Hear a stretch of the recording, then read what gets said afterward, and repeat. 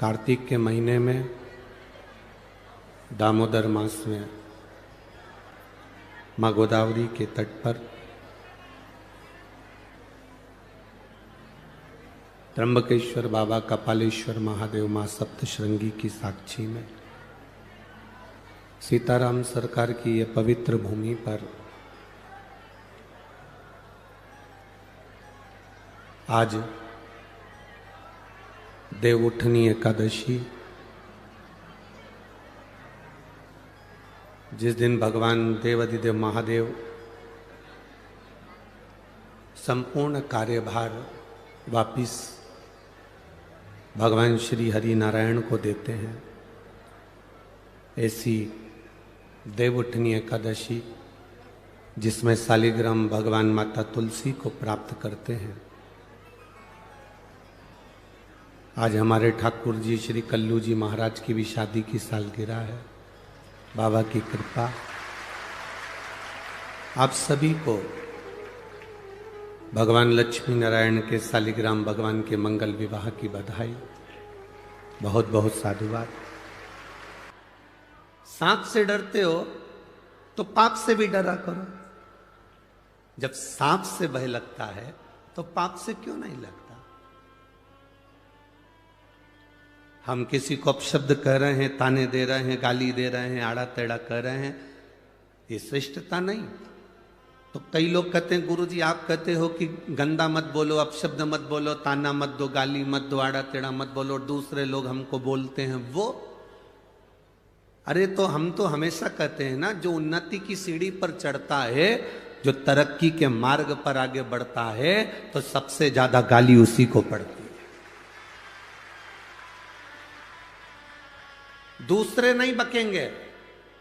तुम्हारी कॉलोनी के जो होंगे, तुम्हारे मोहल्ले के जो होंगे, तुम्हारे रिश्तेदार जो होंगे, तुम्हारे परिचित जो होंगे, जो तुम्हें बचपन से देखे होंगे, जो तुम्हें जानते होंगे। नामदेव जी को गाली किसी दूसरे ने नहीं दी, उनके अपनों ने दी। संत ज्ञानेश्वर महाराज को अपशब्द कह देते थे, संत तुकाराम जी को आड़ा टेढ़ा कह देते थे, मीराबाई को आड़ा टेढ़ा कहते थे, रामकृष्ण परमहंस जी को आड़ा टेढ़ा कहते थे, कर्माबाई को अपशब्द कहते थे। भारत की भूमि के एक एक संतों का चरित्र निकाल कर देखिए, उनको कितना अपशब्द कहा गया, उनको कितनी गालियां दी गई, उनको कितना आड़ा टेढ़ा कहा गया। ये संत तो बाद में पुजाए, जब भगवान में समाहित हो गए, जब भगवान में चले गए, संसार छोड़कर चले गए, तब दुनिया के लोगों ने इन संतों को पूजना चालू करा। जब तक जिंदा थे तब तक उनके नगर के लोग, उनकी कॉलोनी के लोग, उनके मोहल्ले के लोग, उनके क्षेत्र के लोग, उनके प्रदेश के लोग उनको अपशब्द कहते रहे। जब वो चले गया तब दुनिया को मालूम पड़ा कि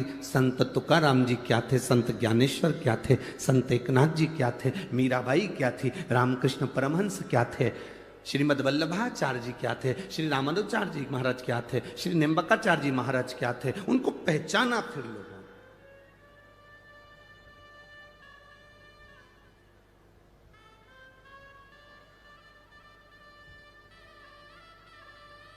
चर्चा किसकी होती है? जो मर गया उसकी कभी चर्चा होती है क्या? अरे जम के तो बोलो। जो जिंदा है, जिसकी हस्ती है, जिसको लोग जानते हैं, उसी की चर्चा होती है। जिसकी हस्ती ही नहीं, जिसको लोग पहचानते ही नहीं, लोग उसको कुछ नहीं कहते।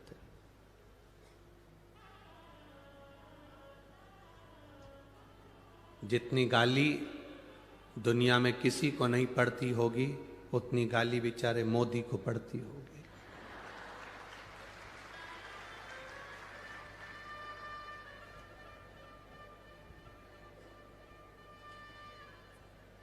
सारे विपक्ष शब्द अपशब्द कहते रहते हैं। तुम्हें तो जरा सी कोई गाली दे दे तो तुम मुंह फुला के बैठ जाओ, उसके बाद भी उसके चेहरे पर सल नहीं आता, प्रसन्नता में अपना कार्य कर कर आगे बढ़ता जाता है। प्रसन्नता में कार्य कर कर आगे बढ़ते जाता है। मुड़कर मत देखो कौन ने गाली दी है, कौन ने अपशब्द कहा, कौन ने ताना दिया, किसने क्या कहा। आप अपना कर्म करिए। जो मिला हमें समय, उसको हम क्यों गंवाएं? व्यर्थ की बात कर कर, गाली देकर, अपशब्द कहकर, ताने देकर। असली संत, असली साधु गुरुजन जब जन्म लेता है तो उसको सबसे ज्यादा अपशब्द कहा जाता है, बहुत गालियां दी जाती, तब तो निखरता है। सोने को तपाएंगे तो उसमें निखार आएगा ना।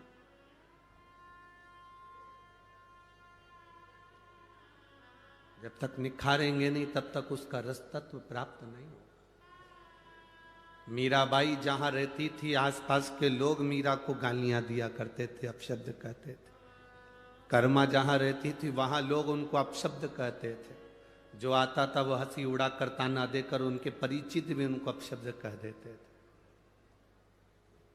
बाद में चले गए जब उनके महत्व को जाना कि मीरा, कर्मा, नरसिंह मेहता, नामदेव, ध्रुव, प्रहलाद क्या थे। प्रहलाद को अपशब्द कहे, ध्रुव जी को अपशब्द कहे। जब चले गए तब मालूम पड़ा कि ये थे क्या, है क्या।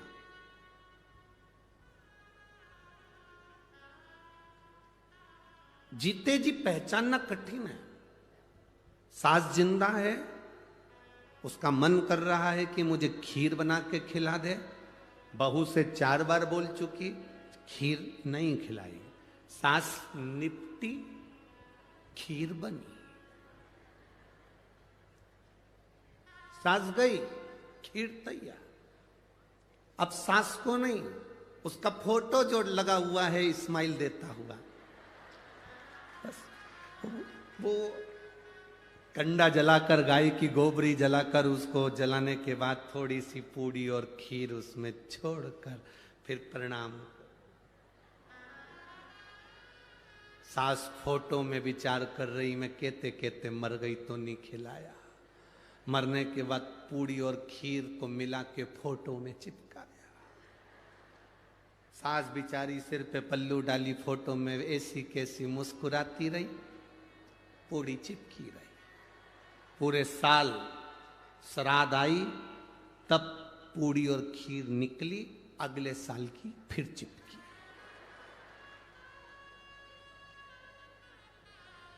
चिपक गई, फिर अगला साल आएगा, फिर खीर पूड़ी चिपक जाए, फिर चिपके। अब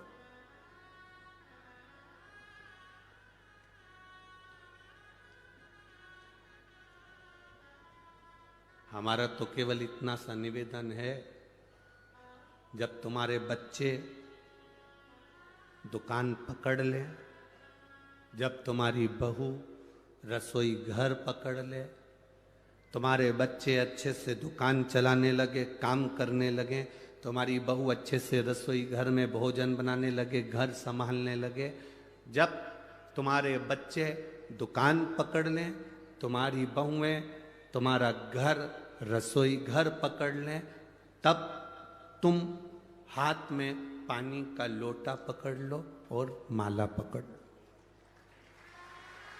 बस एक लोटा जल चढ़ाना प्रारंभ कर दो। नी पकड़ोगे, 2-4 कदम चलने की आदत डालो। दिन भर सोफे पर पड़े रहते हो, मोबाइल रिमोट हाथ में पड़ा रहता है, पड़े पड़े घर में शरीर में बीमारी बढ़ती चली जाती है।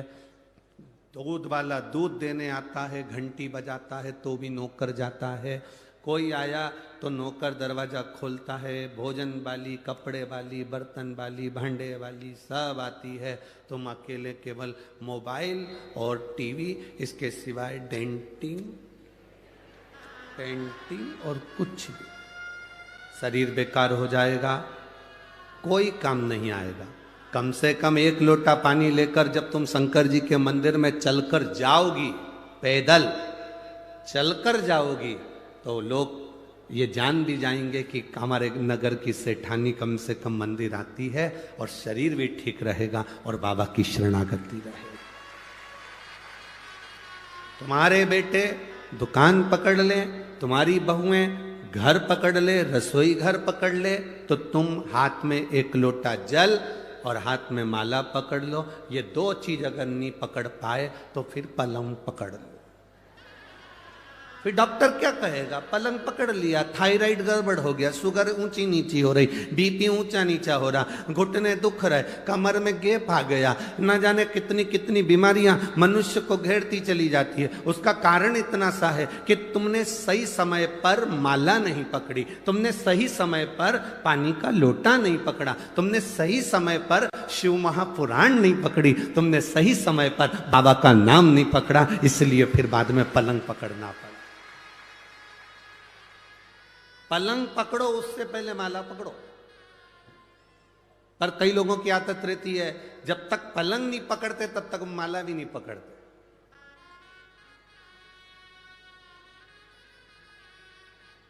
डॉक्टर ने कहा थोड़ा घूमा करो, कितना घूमती हो? जाया करो घूमने, बीमारी बढ़ रही है। अब घूमने जा रही है, डॉक्टर कहा तब घूमी, पहले घूम लेती ना। पलंग पकड़ा तब माला पकड़ी तो मतलब कुछ नहीं है। एक उम्र होती है, उस उम्र में एक मोड़ आता है और उस मोड़ में सावधानी की जरूरत होती है। बचपन और बुढ़ापे के बीच का जो मोड़ है, कई लोग कहते हैं जवानी में तो घुमा फिरा जाता है, कमाया जाता है, धेड़ी में तो धंधा पानी देखा जाता है, भगवान का कोई भजन करा जाता है। ये मोड़ है जिंदगी का। अब तुम्हारे यहाँ शादी में मोड़ बनता है कि नहीं बनता वो हमको नहीं मालूम। हमारे यहाँ तो हाँ, जो शादी होती है तो दूल्हा को भी एक यहाँ पर मोड़ बांधते हैं और दुल्हन को भी एक यहाँ पे मोड़ बांधते हैं। तुम्हारे यहाँ बांधते? अरे बोलो तो जम के। बांधते ना मोड़। मोड़ क्यों बांधते हैं? और मोड़ बांधते हैं तो मोड़ बांधने का कारण केवल इतना है कि अब तो ये मोड़ तेरे सर पर बांधा गया है, बहू के सिर पर मोड़ बांधा गया है। मोड़ बांधने का मतलब ये है कि अब तुम्हारी लाइफ में, तुम्हारी जिंदगी में एक मोड़ आने वाला है, उस मोड़ में सावधान रहना, नहीं तो जिंदगी नर्क हो जाएगी। इसलिए मोड़ बांधा जाता है। जैसे ही आप यहां से जाओ, नासिक से जाओगे, अगर आप सीहोर के लिए जाओगे तो बीच में बहुत सारे मोड़ पड़ेंगे, तो लिखा रहता है मोड़ है सावधान। कहीं कहीं लिखा रहता अंधा मोड़ है सावधान। बोलो पढ़ा कि नहीं पढ़ा तुम लोगों ने? पढ़ा? मोड़ सावधान हो जाओ, ब्रेक हाथ में रखो, गियर का ध्यान रखो, गाड़ी की स्पीड कम करो। मोड़ है, मोड़ पर ध्यान रखना पड़ता है। उसी तरह बचपन में इतना ध्यान रखने की जरूरत नहीं, बुढ़ापे में इतना ध्यान रखने की जरूरत नहीं। जब बचपन धीरे धीरे निकल रहा हो और आप थोड़े से बड़े होते चले जा रहे हैं, तब तुम्हारी जिंदगी में मोड़ आएगा। उस मोड़ में तुम गुटखा, तंबाकू, सिगरेट, बीड़ी और गलत गलत मदिरा की बोतल नहीं, हाथ में एक लोटा जल पकड़ना, वो मोड़ तुम्हारी जिंदगी का सुख देगा। लाइफ में मोड़ आता है, जिंदगी में मोड़ आता है। ऐसा कोई व्यक्ति नहीं जिसकी जिंदगी में मोड़ नहीं आया। जब रोड पर मोड़ आता है तो मोड़ आएगा। शादी हुई तो मोड़ बांध दिया कि मोड़ आएगा। जिंदगी में कोई अपशब्द कहे, ताना दे, गाली दे, तुम बहू बनकर जा रही हो, ध्यान रखना मोड़ बंधा है। जिंदगी में मोड़ आएगा। कोई ताना भी दे तो बिल्कुल सहन लेना, कोई अपशब्द भी कहे तो सह लेना, कोई आड़ा टेढ़ा बोले तो सह लेना।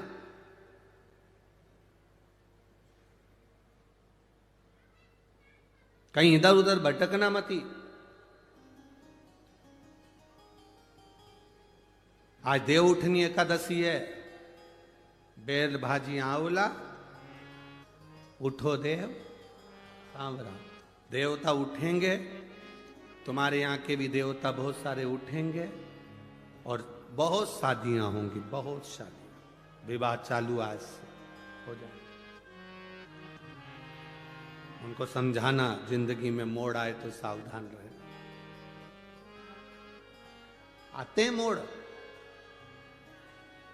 माता अहिल्या को देखकर ब्राह्मण की धर्म पत्नियों ने अपशब्द कह दिया, जब उनके बस की नहीं रही। अब देखो, माता अहिल्या के पास में रहती हैं ब्राह्मण, उनके नजदीक में रह रहे हैं ब्राह्मण और ब्राह्मण की पत्नियां, बिल्कुल लगा हुआ घर है। कोई संत, कोई सतगुरु के पास में जो रहता है, फिर वही कथा कह रहे हैं, स्मरण में रहे। तीन को समझाना सबसे कठिन काम है। एक, अपनी पत्नी को, दूसरा अपने पुत्र को और तीसरा अपने पड़ोसी को। समझाना कठिन है। पत्नी को समझाना भी कठिन है, पुत्र को समझाना कठिन है।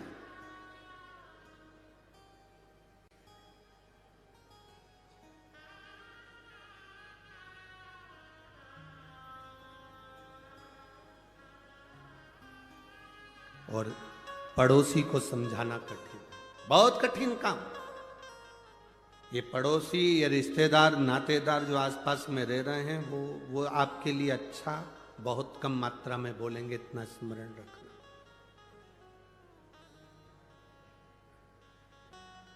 दुनिया के लोग आपकी तारीफ कर देंगे, पर आपके नजदीक रहने वाला आपकी तारीफ नहीं करेगा। वो कुछ ना कुछ तुम्हारी बुराई कर देगा, आप शब्द कह देगा।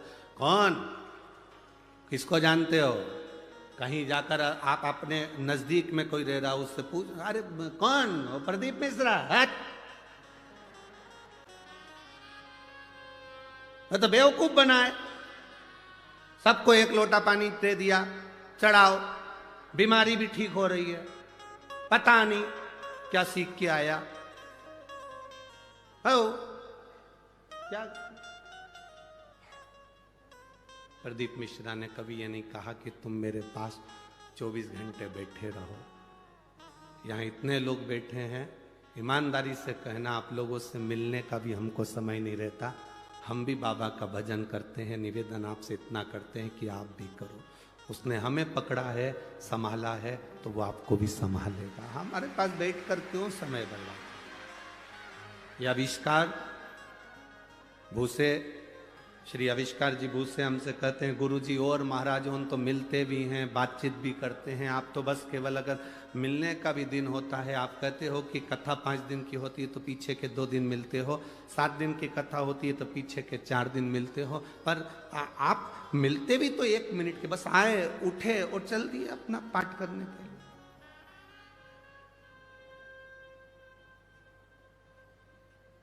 अच्छा, ईमानदारी से बोलो, तुमको हम समय देंगे,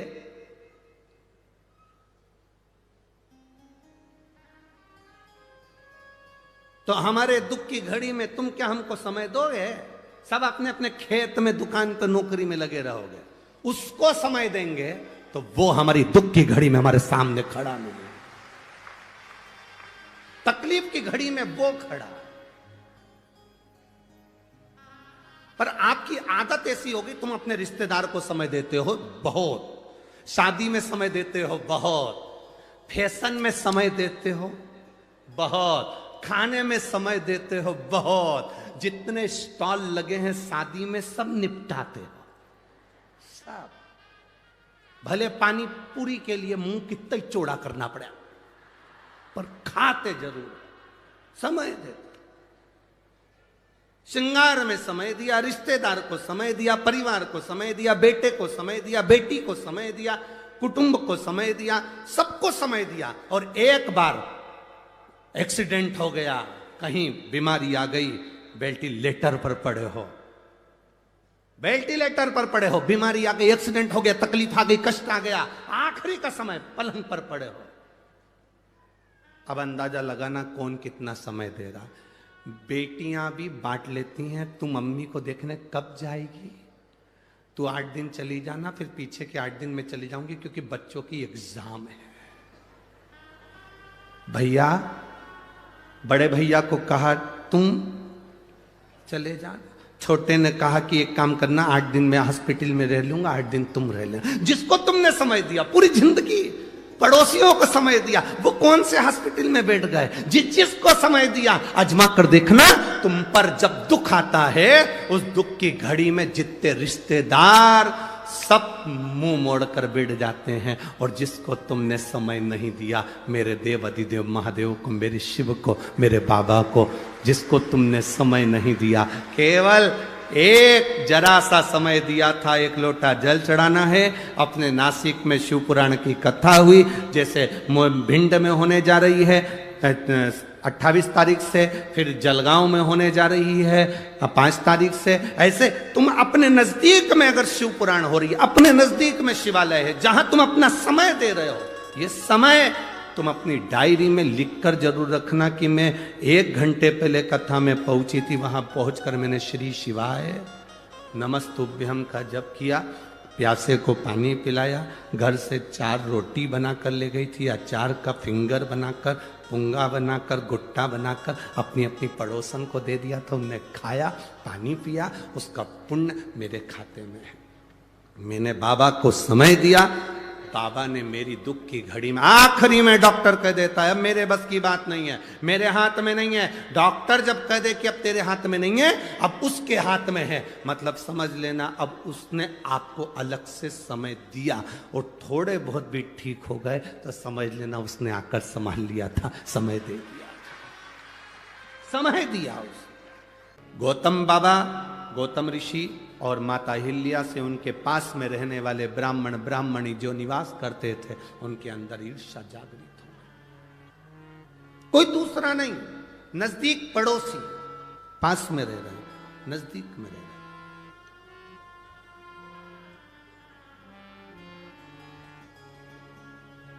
आप कभी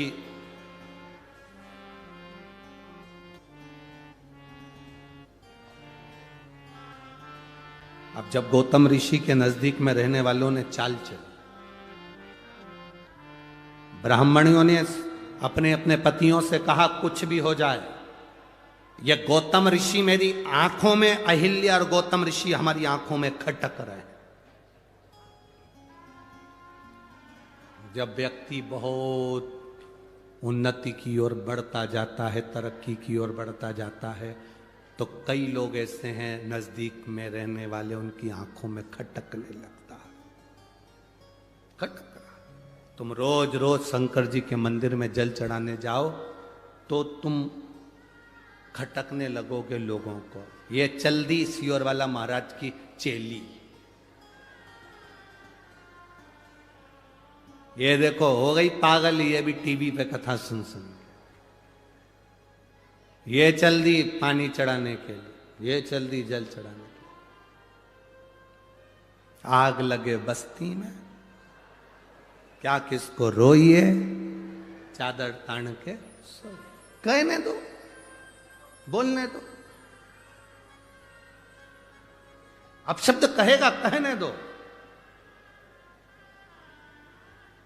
माता हिल्या को देखकर नजदीक में रहने वाली ब्राह्मणी ने अपने पतियों से कह दिया ये खटक रहे हैं। अपने नजदीक में रहने वाला कोई ऐसा होगा, बहुत सारे ऐसे होंगे जो तुम उनको खटकोगे। इसका नाम क्यों चल रहा है, इसकी शोहरत क्यों, इतना पैसा कहां से आ रहा है, इतना धन कैसे आ रहा है, इतना बड़ा निर्माण कैसे कर लिया, इतना धन कैसे कमा लिया, इतना वैभव कैसे, इसको लोग क्यों पूछते हैं, इसको क्यों मानते हैं लोग, इसकी बात महादेव भी क्यों मान लेते हैं। ये कथा में कहते हैं, भजन में कहते हैं, स्मरण में कहते, क्यों स्वीकार करते, बहुत को खटके।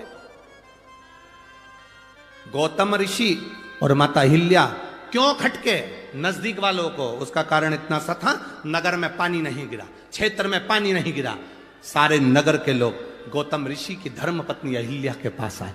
माता माता माता, कई लोगों ने कहा अहिल्या के पास चलते हैं, गौतम ऋषि से कहेगी, जब गौतम ऋषि इतनी शंकर जी की भक्ति करते हैं, गौतम ऋषि शंकर का इतना भजन करते हैं, तो जरूर वो पानी गिरवा सकते हैं। सब आए अहिल्या माता के पास में। अहिल्या जी ने गौतम ऋषि से कहा नगर में पानी नहीं, क्षेत्र में पानी नहीं, कुछ करिए। भगवान गौतम ऋषि ने शंकर जी की आराधना करी, बाबा का भजन करा। जो भजन किया, भजन करते से जल वृष्टि प्रारंभ हो गई, जल वृष्टि प्रारंभ।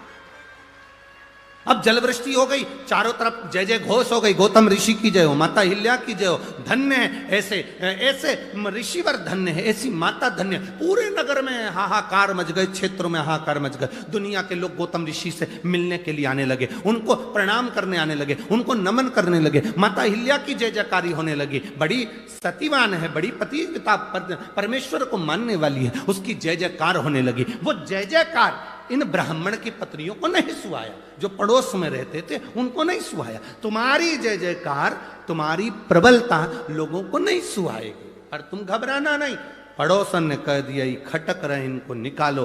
और तब ब्राह्मणों ने गणेश जी का हवन करा। गणेश जी आए, कहा इन पर तुम गौ हत्या का दोष लगा दो। गणेश जी बोले ऐसा मत करो। क्यों कर रहे हो? उसने क्या बिगाड़ा तुम्हारा? कुछ तुम्हारे गाली दी, अपशब्द कहा, कभी तुमसे मिला, कभी तुमसे आड़ा टेढ़ा कहा, कभी तुम्हारा मिलन हुआ, कभी तुम्हारे लिए उसने कुछ अपशब्द कह दिया? नहीं। तो फिर तुम क्यों कह रहे हो? नहीं, हमको खटक रहा, हमको खटक रहा, हमको ठीक नहीं लगा, हमको श्रेष्ठ नहीं लगा, ये हमें खटक रहा। ठीक है, अगर ये तुम्हें खटक रहा है, गणेश जी महाराज मन पर पत्थर रखकर स्वयं दुबली पतली दुर्बल गाय बन गए और गाय बनकर गौतम बाबा के आश्रम की ओर चले। गौतम बाबा ने आज तक किसी गौ माता को एक कंकर उठाकर नहीं मारा था, क्योंकि गौतम ऋषि को मालूम था एक बार राजा जनक मार्ग से जाती हुई गाय को हटा दिए थे साइड में से, तो उनको भी नरक जाना पड़ा था,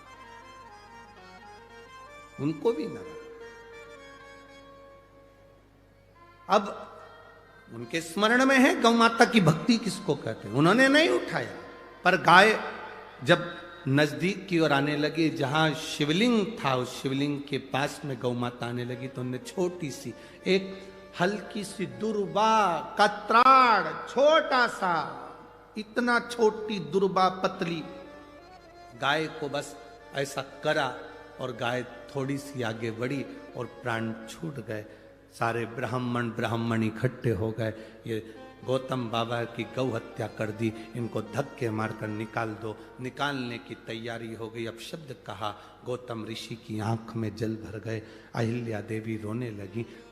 अहिल्या जब रोई तब गौतम ऋषि ने कहा कहाँ जाएंगे? अहिल्या कहती है आप चिंता ना करो, वो है जिसको हमने समय दिया, वो हमारा समय संभालने के लिए जरूर आएगा, वो है, संभालेगा। जिन ब्राह्मणों ने गाली दी, जिन ब्राह्मणों की पत्नियों ने शब्द कहा, गौतम ऋषि उन ब्राह्मणों के घर गए, प्रणाम किया। आप बताओ गौ हत्या का दोष कैसे मिटेगा? 1000 वर्ष तक तुम्हें तप करना पड़ेगा, साधना करना पड़ेगी, भूखा रहना पड़ेगा, भोजन नहीं करना है, गोबर पर लिपे हुए पर बैठकर तप साधना करनी है, जंगल में रहना पड़ेगा, और गंगा को अपने घर तक लेकर आना पड़ेगा। तब तुम्हारा ये पाप ब्रह्म हत्या का, गौ हत्या का कटेगा। गौतम ऋषि ने स्वीकार कर लिया, मैं सारे तीर्थ करूंगा, तीर्थ कर कर बाद में तप करूंगा, 1000 वर्ष तक गंगा को लेकर आऊंगा। अब उन्होंने तो कहा था गंगा को लोटे में लिया ना, पर इनने समझा गंगा को यही लाना पड़ेगा। बैठ गए तप साधना करने के लिए। 1000 वर्ष निकल गए, शंकर भगवान प्रकट होकर सामने खड़े हो गए। मांग गौतम बाबा, क्या चाहिए गौतम ऋषि? अहिल्या तुझे क्या चाहिए? गौतम ऋषि सम्मुख, गौतम ऋषि, शिव जी कह रहे हैं मांगो, गौतम ऋषि कहते हैं बस कृपा करो, गंगा लाना है यहां। इतनी सी बात। शंकर जी ने कहा पहले मेरा मन कर रहा है कि जिसने तेरे पर झूठा इल्जाम लगाया उनको मैं पूर्ण तरह से बर्बाद कर दूं। जिन्होंने तेरे ऊपर गलत इल्जाम लगाया मैं उनको श्राप देना चाहता हूं। इतने में गौतम ऋषि की पत्नी अहिल्या चरण में पड़ गई। ना ना बाबा, बाबा ना, बाबा ना, ना। अरे उन्होंने तुमको ब्राह्मण गौ हत्या लगा दी, मैं उनको श्राप देने के लिए तैयार हूं। अभी हाथ में शंकर जी ने जल लिया गंगा का, श्राप देने। मां अहिल्या चरणों में पड़ गई। बाबा ना, बाबा ना, मैं तुम्हारे हाथ जोड़ती हूं बाबा, हमारा पुण्य इतना हमने करा, उसका ये फल मिलेगा कि ब्राह्मण की पत्नियों को और पतियों को श्राप? ना बाबा, बाबा ना।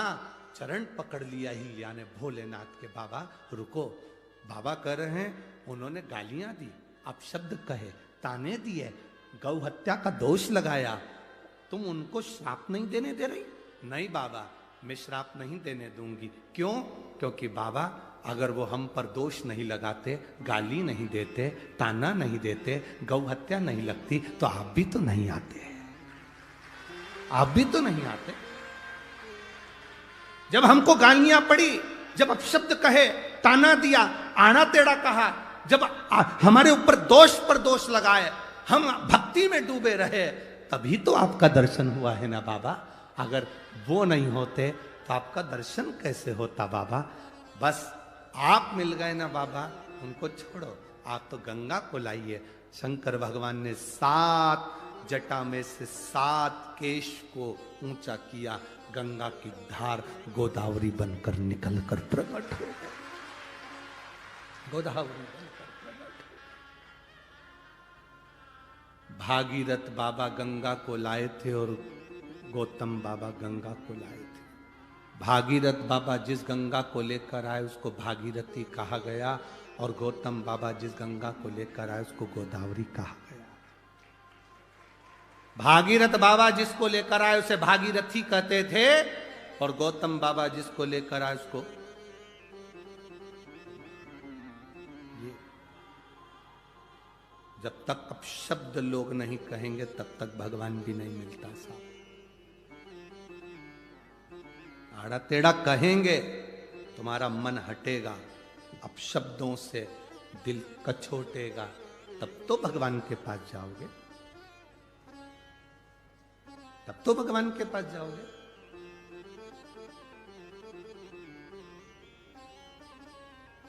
भगवान के पास जीव जाता कब है? जब दुनिया का वो वहां पर अपन जाते हैं गंगा नहाने के लिए, वहां लिखा रहता हरिद्वार। क्या लिखा है? बोलो बोलो, जम के बोलो। हरिद्वार। हरिद्वार का मतलब क्या होता है? जब अपना द्वार बंद हो जाए तो हरि का द्वार खुला है। अपने द्वार से जब धक्का दे दिया जाए तो हरि का द्वार खुला है। अपना द्वार बंद हो जाए तो हरि का द्वार खुला है। उसका नाम हरि द्वार है। तुम्हें सब ठुकरा दे तब उसके पास जाओ,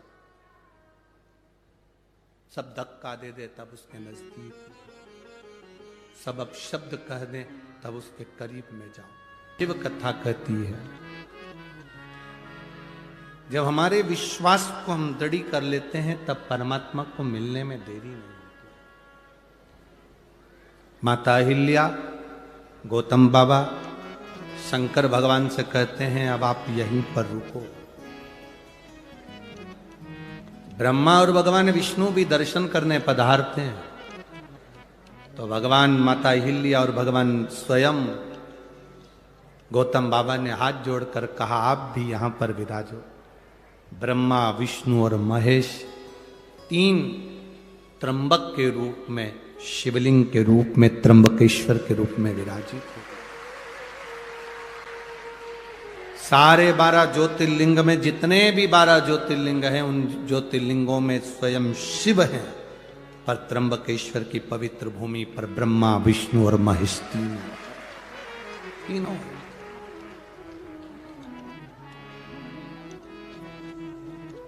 कितने किस्मत वाले हो जी आप लोग। आपके भाग्य की सराहना हो कि त्र्यंबकेश्वर की पवित्र भूमि के नजदीक में रह रहे हो। अपने अपने घर जाकर एक बार राइनोन से नजर उतरवा लेना। ये शिव की कृपा है, ये बाबा की करुणा है। आप अगर शंकर के नजदीक में हैं तो आप भाग्यशाली हैं। शिव के नजदीक में अगर आप हैं तो आप भाग्यशाली हैं। बाबा तो बाहर रहता है, उसका नियम है। नासिक यहां रह गया, त्र्यंबकेश्वर वहां रह गया, दूर है वो शहर से, एकांत।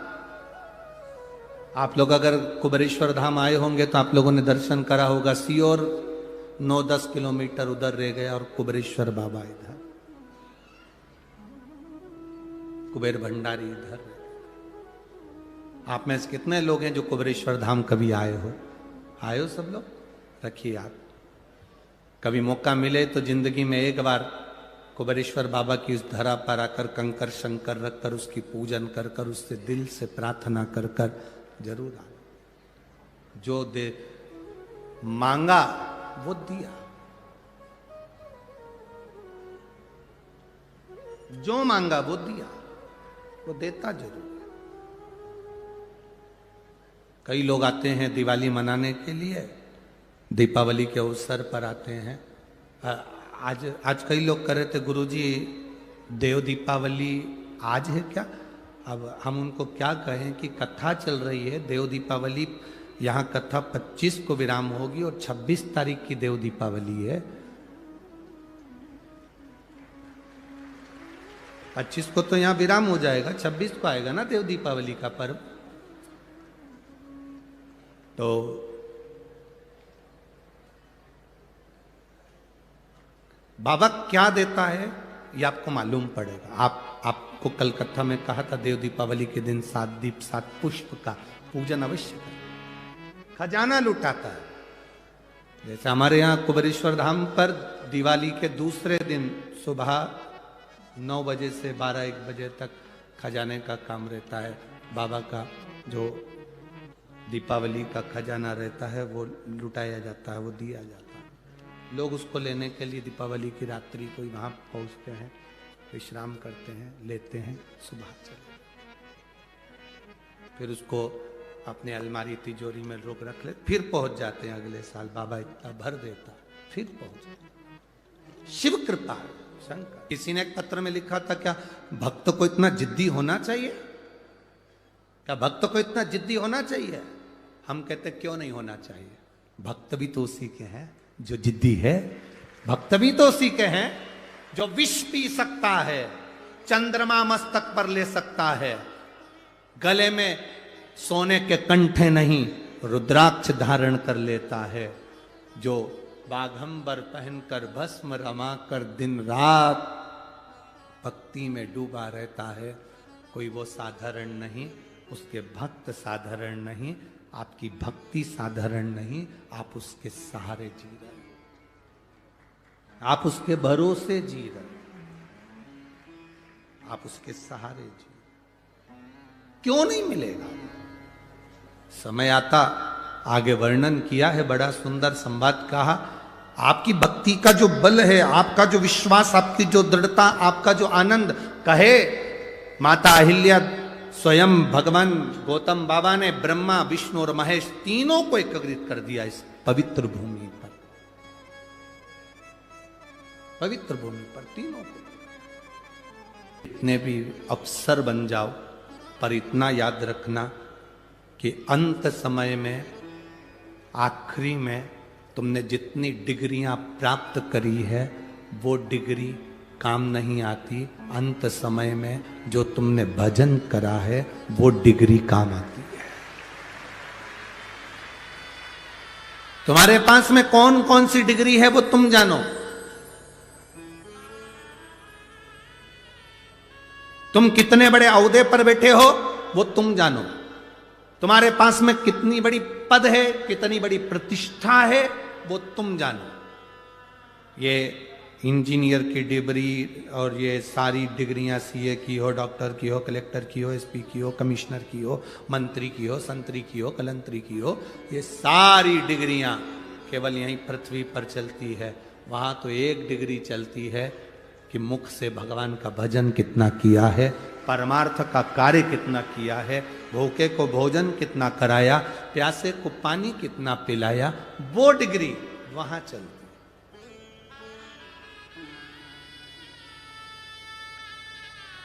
तुम साड़ी पहन रही हो, दूसरे से पूछोगे ना तो वो दिन भर तुमको साड़ी पहने हुए भी साड़ी में कहीं ना कहीं तुमको गलतियां दिखा देंगे। थोड़ा नीचे करो, हाँ पाँव में दबा के नीचे करो, हाँ। फिर किसी से पूछो, देखना ठीक लग रही हो ना, पीछे से थोड़ी सी नीची होगी, आगे से ऊंची होगी, नीचे करो। अब उधर से करी तो इधर से। फिर किसी से पूछो, अब ठीक है, पटली थोड़ी गड़बड़ है, अब इस डाल। अब ठीक लग रही। फिर किसी से, पटली तो ठीक है, नीचे से जो लटकन आ रही ना वो गड़बड़ है, उसको थोड़ी सी ऐसा खोल। फिर किसी से पूछो। पूरी अगर दूसरे से पूछोगे, 10 लोगों से पूछोगे तो कभी आप सफल नहीं हो सकते। अपना श्रृंगार करा है, कहीं किसी से मत पूछो, दर्पण के पास जाओ, कांच के सामने जाकर खड़े हो जाओ, कांच आपको बता देगा कि आप कैसे लग रहे हो। कांच के सामने जाओ। इनसे पूछोगे ना तो ये सब बताते रहेंगे, कोई कहेगा ये, कोई कहेगा वो, कोई कहेगा ऐसा, कोई कहेगा वैसा। आप जितने लोगों से आप योगी से पूछो तो वो कहेगा योग करो। पंडित जी से पूछोगे तो कहेगा भगवान को पाना है तो यज्ञ करो। योगी से पूछो तो कहेगा योग करो। भोगी से बोलोगे तो कहेगा भोग करो। साधु से पूछोगे तो कहेगा सब छोड़कर तीर्थ करो। सबसे पूछ रहे हो मैं कैसा लग रहा हूं, मैं कैसी लग रही हूं। शिव पुराण कहती है किसी से मत पूछो, दर्पण है शिव महापुराण की कथा, कांच है शिव पुराण की कथा। एक बार सामने जाकर बैठ जाओ, तुम्हारा मन करे पानी का लोटा उठाओ, मंदिर पहुंच जाओ, श्री शिवाय नमस्तुभ्यम मुख से 11 बार 21 बार प्रतिदिन निकालो, प्रतिदिन। दर्पण है शिव पुराण। दूसरे से पूछोगे वो बताएंगे क्या हो गया, मेरे को दुख है, दुख है ऐसा करिए, जाओ वहां जाकर भभूति लिया ना, वहां जाकर बेल बांध दिया ना, वहां नारियल बांध दिया ना। किसी के यहाँ गए, कहीं का कोई घूम रहा था, उससे पूछ लिया तुम बता दो मेरे को तकलीफ बहुत सारी है। उसने कह दिया तेरी पड़ोसन ने तेरे ऊपर कुछ कराया। अब पड़ोसन से संबंध अच्छे थे, बेचारी से बिगाड़ा हो गया। फिर किसी ने कह दिया तेरी बहू बुरी आ गई, किसी ने कहा बेटा ही बुरा हो गया, किसी ने कह दिया तेरी बहू मायके से करा के लाई थी इसलिए तू बीमार पड़ गई। बस व्यर्थ की बातें दिमाग में भर लिए, कचरा इकट्ठा कर लिया। तुमने सबसे पूछा मैं कैसी लग रही, मैं कैसी लग रही, मैं कैसी लग रही। एक बार शिव पुराण में पहुंच जाती, एक बार दर्पण के सामने खड़ी हो जाती, मालूम पड़ जाता सब व्यर्थ है। ये सारा ढोंग प्रपंच कहीं नहीं। कोई कहे तुमसे कि किसी ने तुम्हारे ऊपर कुछ कर दिया, किसी ने कह दिया तुम्हारे ऊपर तुम्हारी बहू ने कुछ कर दिया, किसी ने कह दिया सास ने कुछ कर दिया, किसी ने कहा मेरी दुकान उसने बंद कर दी, किसी ने कहा उसने ये बंद कर दिया। अगर ये तंत्र मंत्र काम करते होते तो दुनिया के लोग सबसे पहले वो दिल्ली में बैठा है। तुम्हारी तो छोटी सी दुकान है, बड़ी बड़ी कंपनी के मालिकों पे नहीं करते लोग बात। इतना पैसा, करोड़ों का धन, वैभव, सत्ता सब कुछ है ना। किसी की सामर्थ्यता नहीं आपके भाग्य के आगे। जो दुख लिखा है तो दुख भोगना पड़ेगा और सुख लिखा है तो सुख भोगना पड़ेगा। और इतना याद रखना, दुख की घड़ी में अगर तुम दर्पण के सामने खड़े हो, तैयार होते समय दर्पण के सामने खड़े हो, दर्पण सब सत्य बता देगा। दुख की घड़ी में शिव महापुराण की कथा में बैठ गए, शंकर के दरवाजे खड़े हो गए तो वो दुख काट देगा। कोई नहीं काटेगा, केवल एक शिव।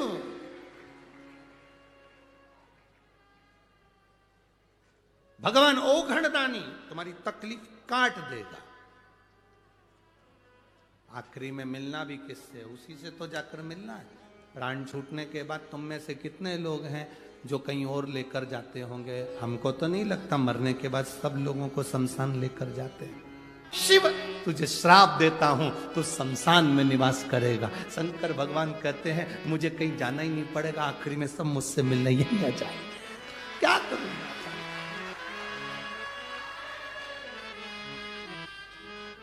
क्या करूं? पार्वती जी ने शिव जी से एक बार कहा था देखो प्रभु सब इधर उधर जाते हैं, लक्ष्मी जी भी जाती है, सरस्वती भी जाती है, इंद्राणी भी जाती है, इंद्र भी जाते हैं, विष्णु भी जाते हैं, तुम कहीं नहीं जाते। भगवान शंकर के मैं जाकर करूंगा क्या? सबको यहीं आना, मैं जाकर क्या करूंगा? शमशान एक ऐसी जगह है, व्यक्ति कितने भी गंदे कपड़े पहनकर मरा हो, आखिरी में उसको नहलाकर, इत्र लगाकर, तैयार कर कर, डेंटिंग पेंटिंग कर फिर अच्छे कपड़े में लपेट कर लेकर जाए। जिंदा हो तब तक तुम्हारे कपड़े का नाप लिया जाता है, मरने के बाद डायरेक्ट जाकर कह दो कपड़े वाले के यहाँ, भैया मर गया, कफन देना, जरा कपड़ा देना, बिना नाप के दे देता है। उसको कैसे मालूम कि इतनी हाइट होगी? जिंदा थे, कंपनी का कपड़ा पहना, ये कंपनी का, वो कंपनी का, घड़ी पहनी कंपनी की,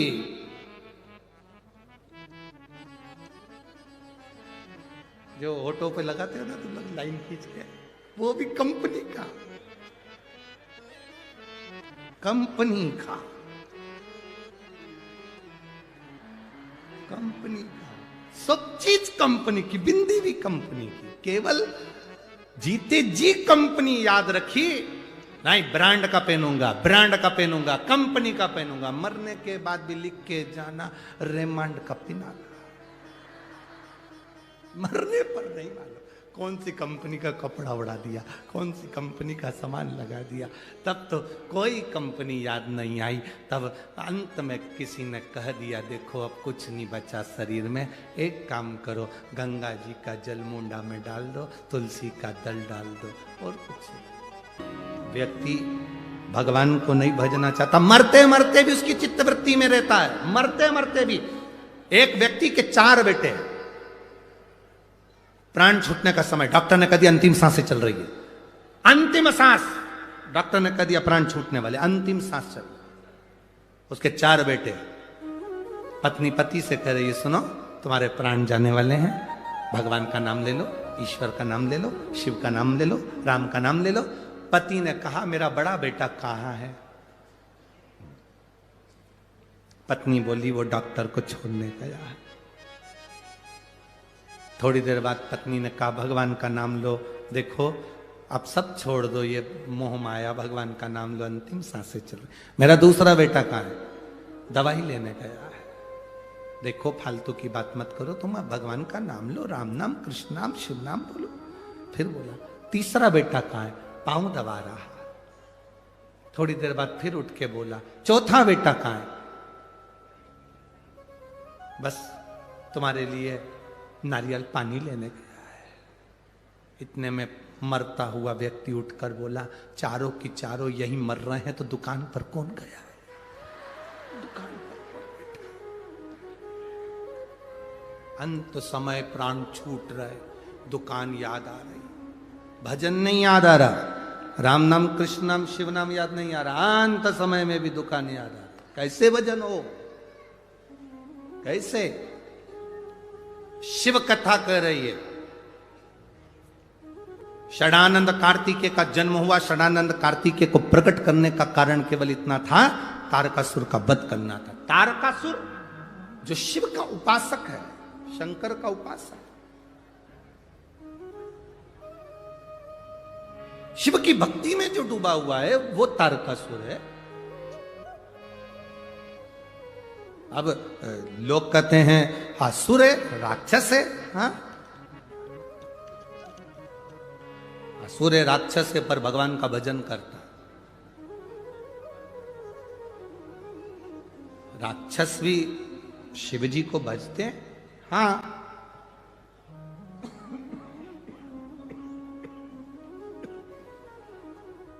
राक्षस भी शिव जी को भजते हैं। हाँ, भजते हैं।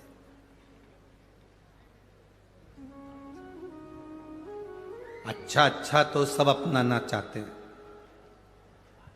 ए मेरी जीजियों, जीजाओ, अच्छा अच्छा तो सब अपनाना चाहते हैं, ताजी रोटी तो सब खाना चाहते हैं, बासी कौन खाएगा? अच्छों से संबंध सब रखना चाहते हैं, बुरों से कौन रखेगा?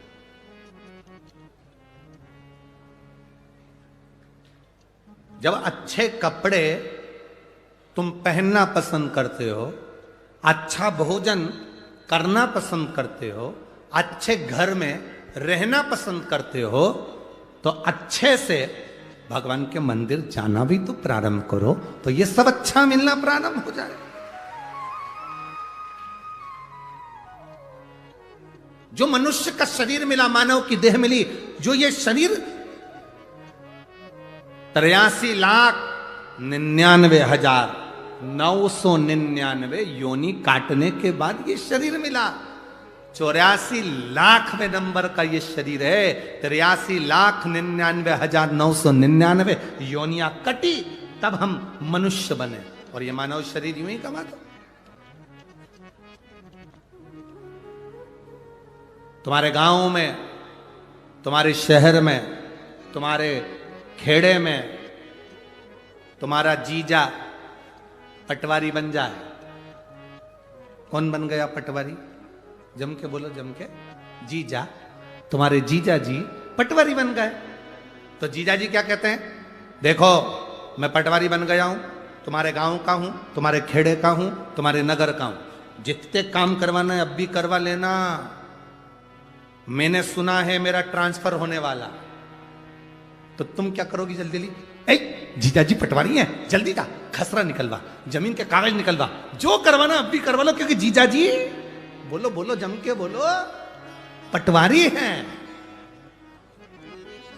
और जीजा जी ने कह दिया जो करवाना अभी करवाओ, ट्रांसफर हो जाएगा मेरा तुरंत।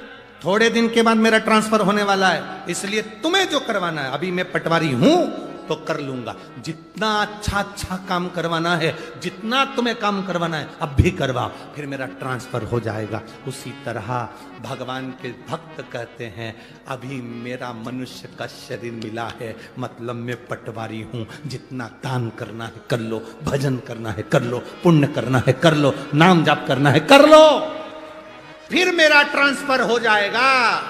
ये शरीर गया, ट्रांसफर हुआ, फिर ना भजन कर पाओगे, ना कीर्तन कर पाओगे, ना नाम जाप कर पाओगे, नाम स्मरण कर पाओगे, भगवान की भक्ति कर ही नहीं सकते। भगवान शंकर का संवाद कर रहा है। तारकासुर के हृदय में शिव समाहित है। बड़ी सुंदर लीला है तारकासुर और षडानंद कार्तिकेय जी की। जिस तारकासुर के 3 पुत्र हुए थे, जिन्होंने 3 पुरियों का निर्माण करा था, शंकर जी ने उनका संहार करा था, तो त्रिपुरारी शिव हुए। बड़े सुंदर सुंदर संवादों का स्मरण। जैसे एक दीपावली का पर्व होता है, जिस पर्व पर आप और हम भगवान को दीप लगाते हैं, उसका फल हमें मिलता है। एक देव दीपावली होती है, जिसका फल, जिस दिए को हम लगाते हैं, उस दिए का जो फल है वो हमें देवताओं के माध्यम से प्राप्त होता है।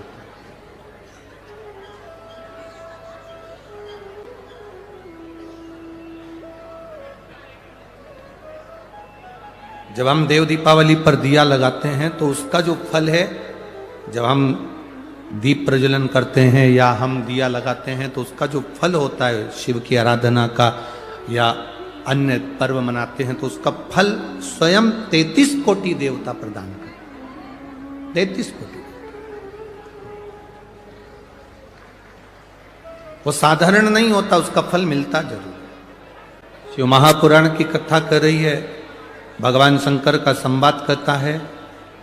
आप एकाग्र चित्त से जो भी अनुष्ठान करते हैं, जो आप मन लगाकर विश्वास रखकर जो अनुष्ठान, जो पूजन, जो अर्चना करते हैं, उसका फल मिलता है, वो खाली नहीं जाता। आज कौन से दिन की कथा है? तीसरे दिन की। कितने दिन बचे? 2 दिन और बचे। कल भी कथा का समय यही 2 बजे से 5 बजे तक रहेगा, पर परसों के दिन सुबह कथा का समय जब समापन वाला दिन रहेगा, 5वां दिन, वो कथा का दिन, उस दिन कथा का समय सुबह 8 बजे से 11 बजे तक